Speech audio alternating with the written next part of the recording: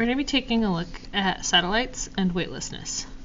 The first thing that we're going to look at is we're going to take a look at how satellites manage to move. And so if we're going to talk about satellite motion, first let's consider what does a satellite do. So we'll choose a central object, and then we're going to choose another object. And a satellite is an object that orbits another object. So that means that when it comes to satellites, our moon is a satellite to Earth because it orbits the Earth, and so are all satellites that are orbiting around our planet. So that means that this can pertain to any satellite motion. We're going to take a look at how a satellite moves.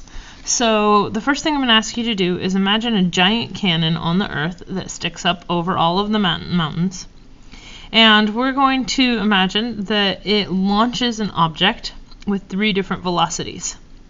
And those velocities are velocities in the Vx direction, which means that we're going to consider the x direction to be straight and the y direction to be up and down as far as our reference point to the Earth. So that means that the x direction would be directly out of the cannon. And that means that, yes, you're looking at projectile motion. So first one that we're going to consider is we're going to consider V1. V1 is a very low velocity, and with a very low velocity, it will fall according to projectile motion. But because Earth has a curvature, that projectile motion is going to cause it to fall down some distance further out. Again, please remember this is a very large cannon, and even though V1 is small, it's still kind of a big velocity compared or relative to the velocities that we're familiar with on the surface of the Earth. So if an object is launched at a very low velocity, then it would return to Earth in a parabolic path due to gravity. So that means that it's going to move like projectile motion. Zoom that out. I don't like the way that that's zooming. Too much. Okay. So, next option is V3, or V2. V2 is a really, really great velocity, and what you can see happens is this object eventually leaves Earth's orbit. So that means that if an object were launched with an incredibly high velocity, then it would travel out of the effect of gravity. And so here's how this works. In order for it to travel out of the effect of gravity, first thing to consider is that it's never going to be completely free of Earth's gravity. It just means that the force of gravity, or the acceleration of gravity, that it experiences from Earth is going to decrease. And that's because the acceleration due to gravity, as we saw, is going to be equal to gravitational constant times the ratio of Earth's mass to the distance between the object and Earth's center squared. So if that object is traveling very, very quickly, right, it gets launched out and it's traveling very, very quickly, it's still going to follow a parabolic path, but if its x velocity is great enough, then that means that with every second that it travels, it's traveling further and further away. So that means that it has the distance that it's traveling away from Earth has to be a large relative to its radius, because that will increase its radius, and as its radius increases, the acceleration due to gravity will decrease, and so that means that every second it will be accelerating toward Earth at a lower and lower rate. So eventually that radius will become so large that gravity cannot pull it down in time before that gravity is so small that the object will then continue to travel in space with uniform motion. And so that's what's going to happen with a very high velocity. At an intermediate velocity, let's take a look. V3 is our intermediate velocity, and when it gets launched, what's going to happen is that the satellite is going to orbit around the planet, and it could continue to do so indefinitely. So our intermediate velocity which is the Goldilocks of our velocities, is that at an intermediate velocity shown by v3, the object will not escape and it will not return to Earth, so it's going to orbit as a satellite at that velocity. So that means that whether or not an object can orbit another object has everything to do with its velocity. You see, Earth's surface drops at a ratio of about 4.9 meters every 8,000 meters. So people who claim, oh, well, if the Earth is curved, then how come when you stare out over a very large distance, you don't actually see the curvature of the Earth? And that's because 4.9 meters, that's less than the height of a building, and 8,000 meters is greater than is farther out than a mile. All right, 8,000 meters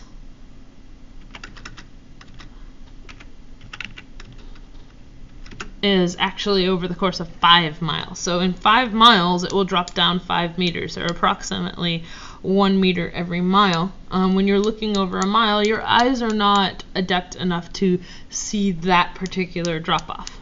But it can be demonstrated here in this picture, which is not to scale, but it's showing that over 8,000 meters, because the Earth is curving away, it actually has a decrease or a drop in height. And this is important because when an object is launched outward, that object or that satellite is falling. It's accelerating toward the center of the Earth. But if the velocity is just right, that means that the rate at which it's falling toward the Earth is going to be equal to the rate at which the Earth surface curves. And that would look like this. Right? If our Vx was approximately 8,000 meters per second, then at its initial height, right, it would, in 1 second, it would fall 4.9 meters, and in the next second it would fall another 4.9 meters, and then the next second it would fall another 4.9 meters, and as a result of that, it would continuously fall toward the surface of the Earth. But because the Earth's surface continues to drop at that rate as it spins around, it means that the satellite relative to the Earth has not changed its height distance. Right? It's at the same height difference between the surface of the Earth and its original location as it was initially. And as it continues to fall, that ratio remains the same. So that satellite is actually in a constant state of free fall. So if you were to ask what causes a satellite to stay in orbit, the answer is the satellite's velocity. It's the Goldilocks velocity. If the satellite's velocity were too large, it would escape Earth's orbit, and as it increased its distance between the center of the Earth and its own position, it would decrease the gravitational force that it felt, which would decrease the amount that it accelerated toward Earth. If that happened at a continuous rate, ultimately we would get to the point where that very small amount were actually negligible. If the velocity were too low, then it would free fall toward the Earth's surface, and it would free fall toward the Earth's surface at a faster rate than the Earth's surface curves away from it, and it would return to Earth.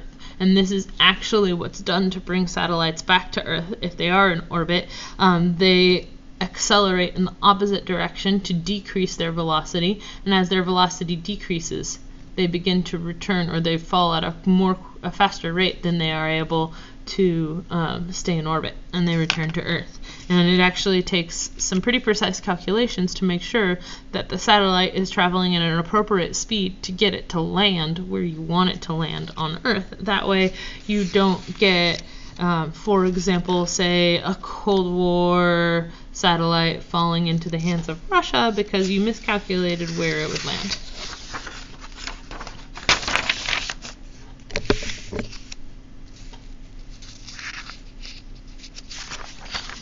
So let's take a look at an example of this phenomena and how we can use our data to do some calculations. We're going to be taking a look at a geosynchronous satellite. And a geosynchronous satellite is a satellite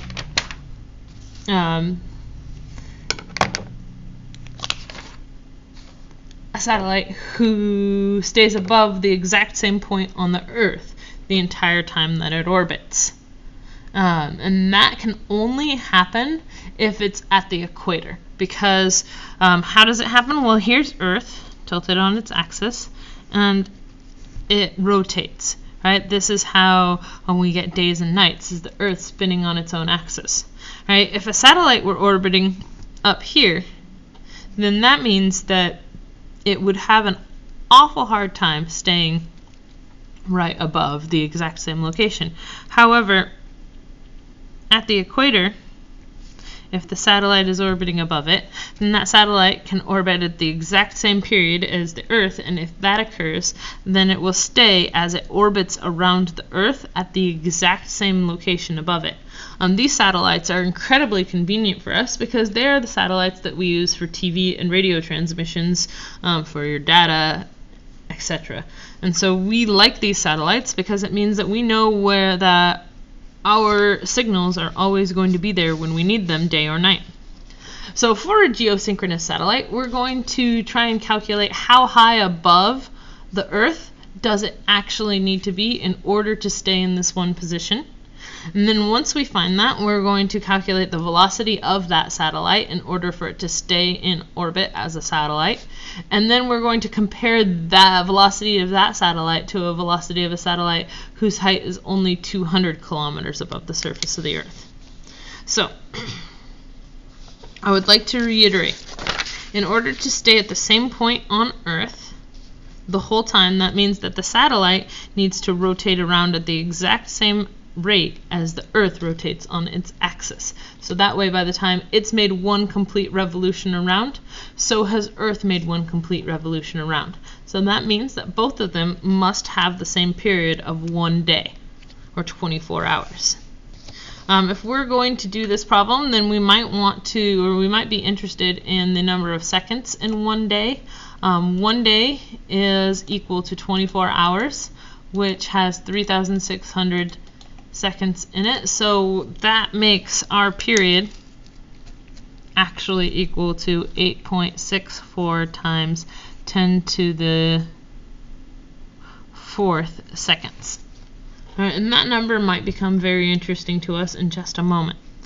Let's consider some more situations. We can't use the weight of the satellite because the weight of the satellite is dependent on the gravity being from the surface of the Earth. And we know that this satellite is some distance above the surface of the Earth. So we're actually going to be determining the force of gravity on the satellite using the universal law of gravitation, where G is going to be our constant, M is going to be the mass of the satellite, which we do not know, ME is the mass of Earth, which we do know, and R squared we do not know. We also know that this satellite is in orbit. It's traveling in a circle.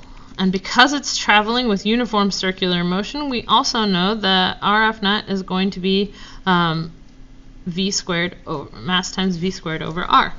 So we know that the net force of the satellite is caused by gravity, which would be given by the universal law of gravitation. We also know that our net force is causing it to move with uniform circular motion. So because this is true and because this is true, we can set them equal to each other. And we can say that the circular motion of the satellite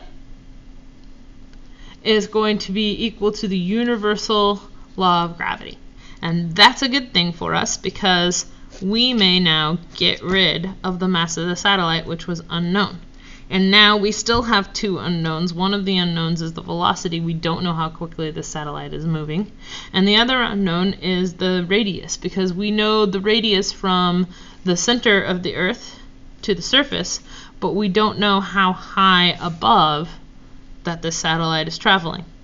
So since we have two unknowns, we're going to have to do something about it. And the thing that we're going to do about it is we're going to say, well, we don't know the velocity of the satellite as it orbits around, but we do know that velocity of an object traveling with uniform circular motion is equal to 2 pi r over period. So we're going to go ahead and we're going to substitute that into the equation, and we're going to say 2 pi r over t times r, but that's squared, so it's going to be 2 squared pi squared r squared t squared equals g me RE. And so the first thing that you're probably looking at is you really want to, or sorry, R squared. You really want to clean this equation up. And it's okay, I do too. So that's going to be 4 pi squared R squared over R T squared. And automatically I'm going to reduce that R, and that will equal G ME R squared. And those are all the same R, so I reduce it further. 4 pi squared over T squared times R equals G ME R squared. I'm going to combine my like terms, and that will give me R cubed times 4 pi squared over T squared will equal G ME. I solve for R, and I get that R cubed is going to equal G ME T squared divided by 4 pi squared. And now if I took the third root of that value, I would get my radius. My radius here is going to be 4.23 times 10 to the 7th meters. And I got that by plugging in G, the mass of Earth, the period up here squared, and dividing it by 4 pi squared, and taking the root, the third root. So now I have my radius. My radius is not the same thing as my height. My radius in this situation is the height plus the radius of Earth. And Earth's radius is, again, 6,380 kilometers. 6,380 kilometers. So that means that if I subtract 6,380 kilometers from that value, then I could get the height. The height in this situation is actually about 36,000 kilometers, or 3.6 times 10 to the 7th meters. And that's how high, oops, I'm so sorry. Right, so that's how high up above the Earth this satellite must be orbiting in order to be geosynchronous. So now that we know how high up the satellite must be orbiting in order to be geosynchronous, we can determine its velocity. Right, and we're going to determine the velocity of the satellite using the circular motion equation, right, where velocity squared times mass equals over R equals G M ME over R squared.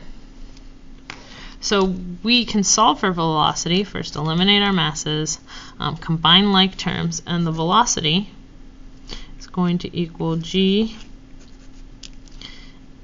ME over R, and we're going to take the root of both sides, plug it in, and you can get the value of 3070 meters per second. That's the tangential velocity that this satellite must have in order to be geosynchronous and orbiting at that height. Furthermore, we can compare this to a satellite that has a different height. You can do it by plugging in for velocity, solving for velocity using GME and the radius of the other satellite, and then come up with a ratio of 1 to the other. But you can also do this by saying that, well, this velocity equals the square root of G ME over R, and the other velocity is going to be equal to the square root of G me over r prime. And what you do when you check out this equation, you can resolve it, eliminate like terms like g and me, solve for v prime, and v prime is going to equal the original velocity times the square root of r over r prime. So now you can take the root of the distances and then multiply it by the initial velocity, and you end up getting the next velocity of 7780 meters per second. And so you compare 7780 meters per second to 3037 meters per second, and the first thing you're going to notice is that the lower satellite, the one that's only 220 kilometers above the surface, versus the one that's 36,000 kilometers above the surface, this has a much larger velocity. Oops, so sorry again. Alright, if we compare the satellite orbiting 220 kilometers above the surface to the satellite orbiting 36,000 kilometers above the surface, this velocity is much higher, or much larger than this velocity, and that is because the acceleration due to gravity down here is much stronger than the acceleration due to gravity up there. And that is because this one is closer to the center of the Earth, whereas this one is further from the center. So therefore the force pulling it is much lower, and that means that it's going to be accelerating downward at a lower rate. So it actually needs to travel for less distance every second in order to stay in orbit.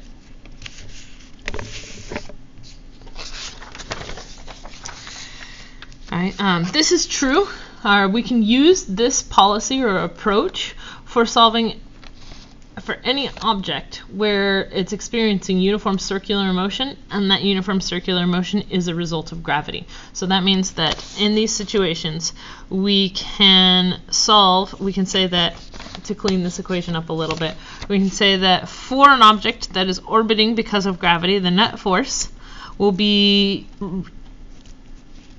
given by the universal law of gravitation, but the net force will also be given by mv squared over r, because this object, net force is a result of gravity. This object, net force, is causing it to travel in uniform circular motion. So for an object that is experiencing uniform circular motion, and for an object whose net force is gravity, we can set these two equations equal to each other.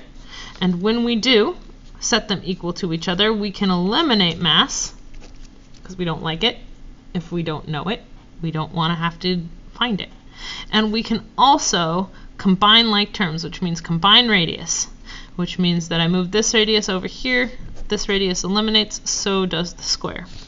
And that means that for this object, velocity squared is going to be equal to g, mass of the planet, over the radius of separation, square root it.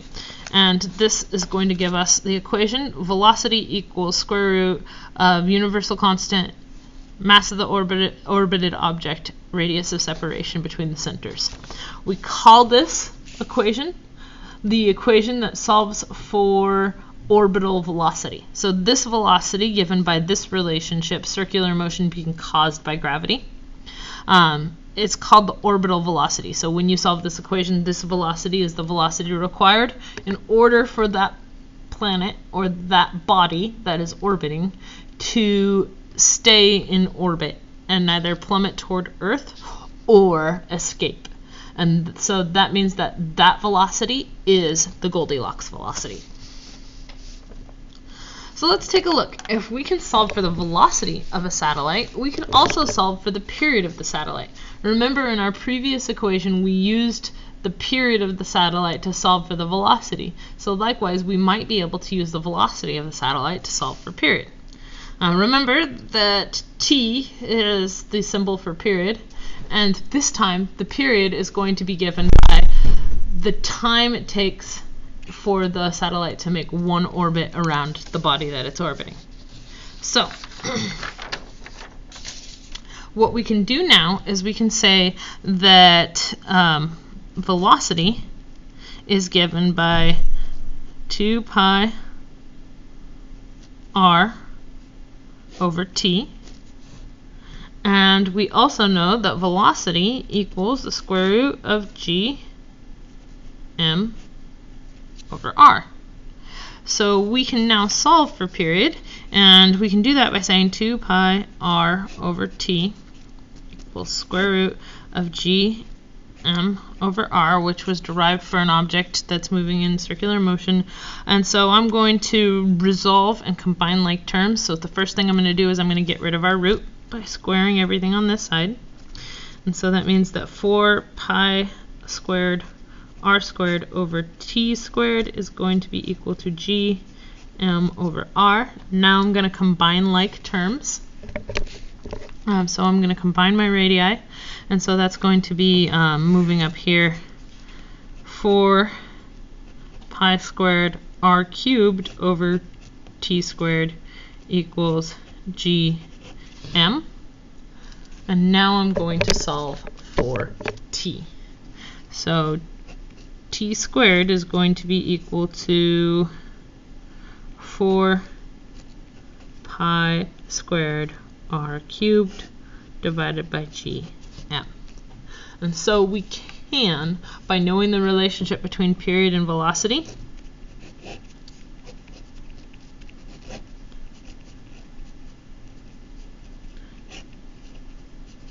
solve for the period of an orbiting satellite without velocity and without its mass. And this will work for any orbiting object that is experiencing a net force as a result of gravity that is causing it to have uniform circular motion.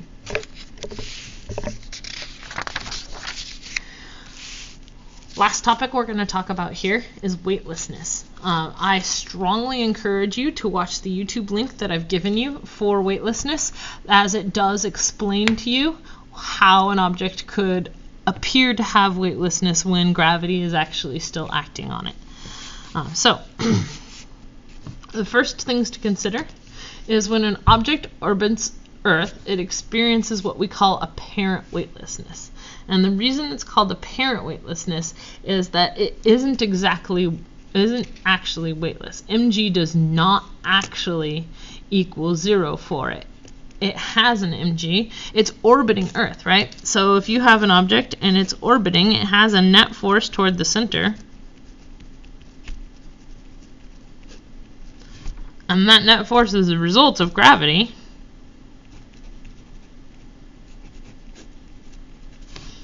So we know that it has a weight, and its weight is actually given by this equation. That's its weight. And that's a non-zero value because it's successfully orbiting the Earth. But they have apparent weightlessness, which means that consider an astronaut floating in space. They're not plummeting toward the bottom of the spacecraft. They're floating there. They seem to be weightless. But think about this. The distance between the objects and the Earth center of most orbiting bodies is only 10% greater than the distance of an object toward the center of the Earth when it's on the surface. So that means that the acceleration due to gravity and the force due to gravity is only reduced by less than 20%, which is still significantly weighty, which means that it has a net weight force that is significant, is actually causing acceleration.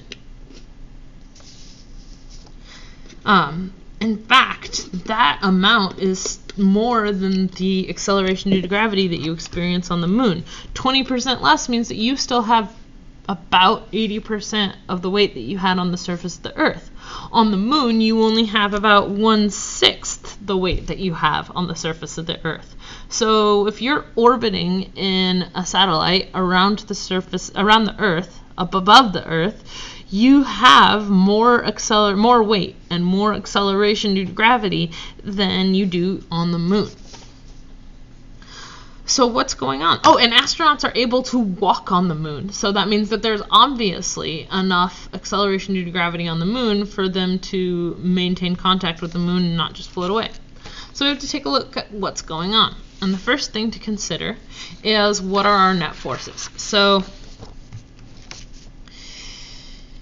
if an object is at rest, right? If the net force equals 0, and that object would be given by an object, we'll say that object is standing on the ground, and that object would be given by the normal force and its weight. It's just standing there. And so that means that if an object is just standing there, or just hanging out there, that would make the normal force minus the weight of the object equals 0. And so that means that the normal force is equal to the weight, and that would give an object, you just standing on the ground, an apparent weight of mg.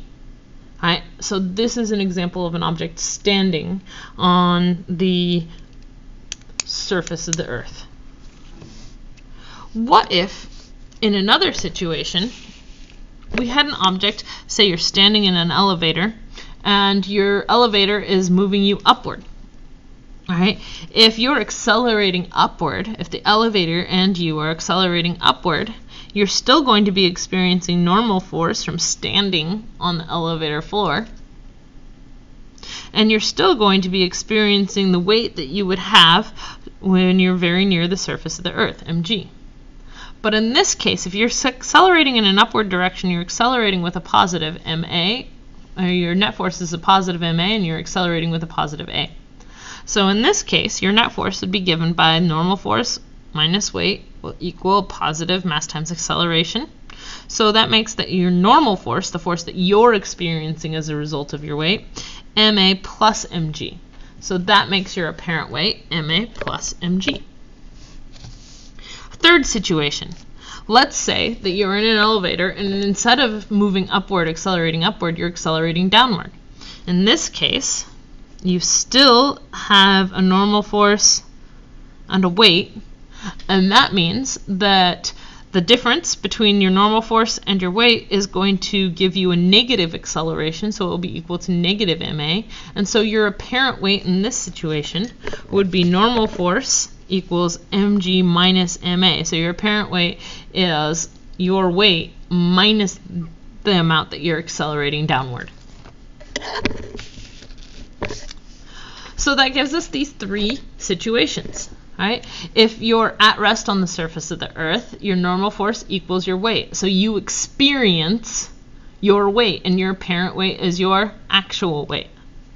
In situation number 2, where you're accelerating upward, your normal force is a result of your upward acceleration and gravity, and your weight. So that means that your apparent weight that you experience accelerating upward is actually greater than your actual weight on the surface of the Earth. That's what you experience.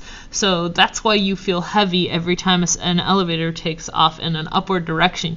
You feel yourself being pushed down as though you suddenly became more weighty. And it's because your net force caused you to experience the sensation of having a greater weight.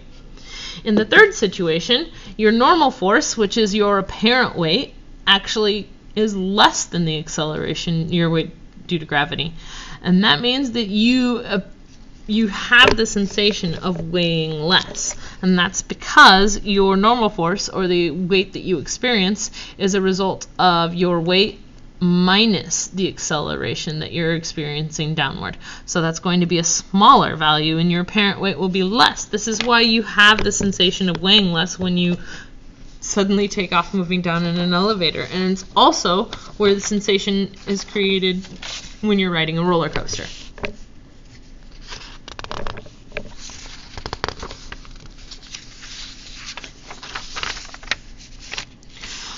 Free fall is just like our third situation. When you're in free fall, you have two forces, right? And we're going to assume that you're in free fall and you're still standing on the elevator floor, and you still have this weight. If you're in free fall, then we know that your net force is going to be equal to the force of gravity. In other words, your acceleration will be equal to gravity. So we're going to take a look at the third situation. Remember, this is the third situation, right? You're standing on the elevator floor and suddenly you experience yourself in free fall, which means that your acceleration, your MA, is going to be equal to gravity, and it's in the downward direction, so we set it equal to a negative mg. Your normal force minus mg has to be equal to the free fall acceleration that you're experiencing. Therefore, by that definition, your normal force must be equal to 0, and that's true whether you're touching the surface, like you find yourself somehow in contact with the surface, or if you're floating mid-air. And you can float mid-air when you're falling. Think of every cartoon that you see where an object is falling, and they're just kind of floating around. There's your coffee cup, because you weren't prepared for the elevator cord to break and for you to be in free fall. And everything's falling. You're falling, the elevator is falling, your pen is falling, your cup of coffee is falling, and you're all falling with an acceleration equal to the acceleration of gravity. Which means that your perception is that you and the elevator and your pen and your coffee all appear to be at rest relative to one another, because in your frame of reference, you're all equal, and so your acceleration is 0 from your frame of reference. This is exactly what happens for a satellite that's orbiting the Earth.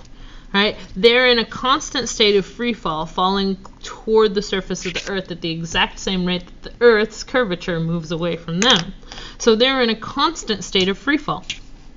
But in their frame of reference, they appear to be at rest. They're in a non-inertial frame of reference. And as a result of that, they're experiencing apparent weightlessness. The satellites are in constant free fall, falling endlessly around the Earth.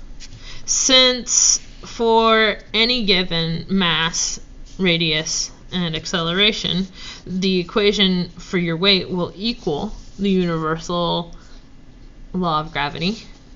That means that that will be your weight at whatever radius you are separating. And if you're in a state of free fall, your acceleration is equal to that gravity. And so that means that your normal force, which is your apparent weight, the weight that you personally experience, it will be 0. And so anytime you're in a satellite, you're actually going to be experiencing an apparent weight of 0.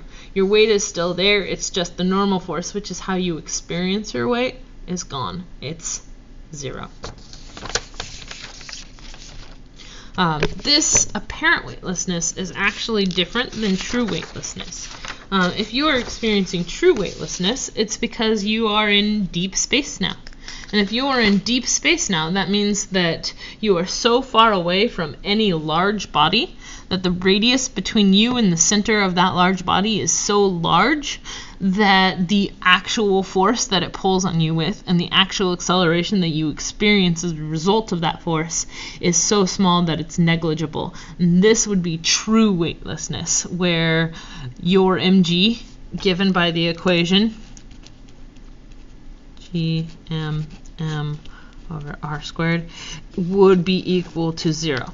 It's truly never actually equal to 0. You could get values to the 10 to the 9th Newton. You could get values to the 10 to the negative 50th Newtons. But when you get down into these values and your acceleration is